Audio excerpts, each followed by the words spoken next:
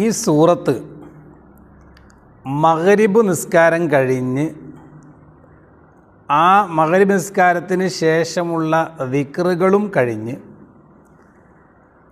അവിടെ തന്നെ ഇരുന്ന് ദിക്ർ ദുആകൾ എല്ലാം കഴിഞ്ഞ് അവിടെ തന്നെ ഇരുന്നു കൊണ്ട് ഒരു 11 തവണ ഈ സൂറത്ത് നിങ്ങൾക്ക് ഓതാൻ കഴിയുമോ?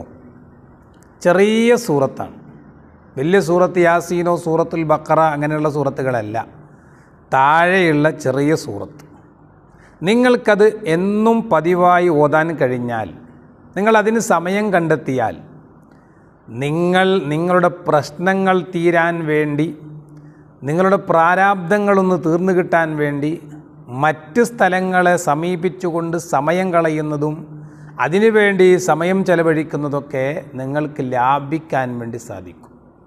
നിങ്ങളുടെ ഏത് പ്രശ്നവും ഇത് നമ്മൾ ജീവിതത്തിൽ പതിവാക്കണം. മക്കളില്ലാത്തവരാണെങ്കിൽ മക്കളെ ലഭിക്കും, ജോലിയില്ലാത്തവരാണെങ്കിൽ ജോലി ലഭിക്കും, ജോലിയിൽ ബറക്കത്തില്ലാത്തവരാണെങ്കിൽ അവരുടെ ജോലിയിൽ ബറക്കത്ത് ലഭിക്കും, കച്ചവടം ശരിക്കും കിട്ടാത്ത സൂപ്പർ മാർക്കറ്റാണെങ്കിൽ അവിടെ നല്ല കച്ചവടം ലഭിക്കും, പുരോഗതിയില്ല, ബിസിനസ്സിൽ പുരോഗതിയില്ല, അതുപോലെ സമ്പത്തിൽ പുരോഗതിയില്ല, മറ്റ് പ്രവർത്തിക്കുന്ന മേഖലകളിലൊന്നും പുരോഗതിയില്ല, അതിലൊക്കെ പുരോഗതി കിട്ടും.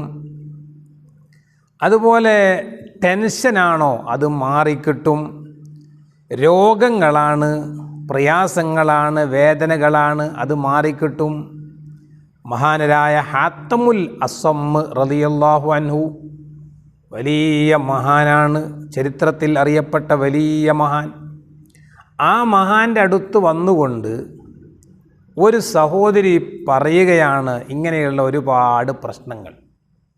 ഈ പ്രശ്നങ്ങൾക്കെല്ലാം എന്തെങ്കിലും ഒരു പരിഹാരം മഹാനവറുകളെ പറഞ്ഞു തരണം എന്ന് പറഞ്ഞു കൊടുത്തപ്പോൾ ഹാത്തമുൽ അസ്സം റളിയല്ലാഹു അൻഹു ആ വന്ന സഹോദരിയോട് മുത്തുനബി സല്ലല്ലാഹു അലൈഹി വസല്ലം സ്വഹാബത്തിന് പറഞ്ഞു കൊടുത്ത ഒരു പ്രധാനപ്പെട്ട സൂറത്ത്, സ്വഹാബത്ത് അത് പാരായണം ചെയ്യുകയും എന്നിട്ട് ആ സ്വഹാബത്തിൻ്റെ എല്ലാ പ്രശ്നങ്ങളും സോൾവായി പരിഹാരം കിട്ടിയത് മുത്തുനബിയോട് പറഞ്ഞ് അതെല്ലാം വിശദീകരിച്ചുകൊണ്ട് ഹാത്തമുൽ അസ്സം റളിയല്ലാഹു അൻഹു ആ സഹോദരിയോട് പറഞ്ഞു കൊടുത്തു. ഏതാണത്? മഗ്രിബ് നിസ്കാരം കഴിഞ്ഞ് അതിൻ്റെ ദിക്റുകളും ദുആകളും കഴിഞ്ഞ് അവിടെ തന്നെ ഇരുന്ന് 11 തവണ ഓതേണ്ട സൂറത്ത് സൂറത്തുൽ ളുഹാ.